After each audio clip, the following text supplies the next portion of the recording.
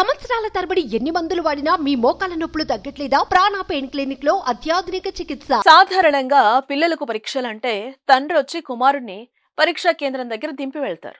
కానీ ఇక్కడ scene reverse. తండ్రికే పరీక్షలున్నాయి, కుమారుడు వచ్చి తండ్రిని పరీక్షా కేంద్రం దగ్గరికి దింపి వెళ్లాడు. ఇదేదో వింతగా ఉంది కదా. ఈ ఘటన తాజాగా నిజామాబాద్ జిల్లాలో జరిగింది.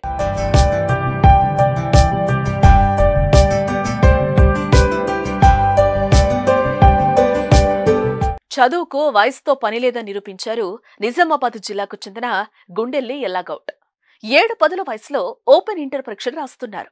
ఎల్లాగౌడ్ బిఎస్ఎన్ఎల్లో లైన్ ఇన్స్పెక్టర్ గా పనిచేసి 2007లో రిటైర్డ్ అయ్యారు.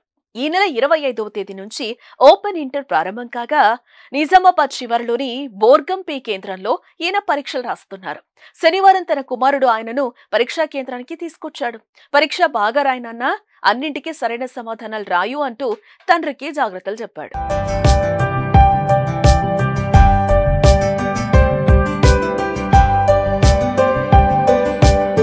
ఈ సందర్భంగా ఎల్లాగౌడ్ మాట్లాడుతూ, గతేడాది 10వ తరగతి పరీక్షలు రాసి పాస్ అయ్యానని, ప్రస్తుతం ఇంటర్ పరీక్షలు రాస్తున్నట్లుగా చెప్పుకొచ్చారు. ఆయన చిన్నప్పుడు 7వ తరగతి చదువుకున్నానని, తర్వాత అనివార్య కారణాలతో చదువు మానేసినట్లుగా చెప్పుకొచ్చారు.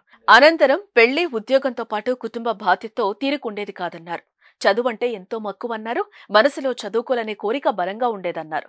నిత్యం 3 నుంచి 4 గంటల పాటు పుస్తకాలు చదువుతానని, అందుకే రిటైర్డ్ అయిన తర్వాత ఓపెన్ ఇంటర్ రాస్తున్నానని చెప్పారు.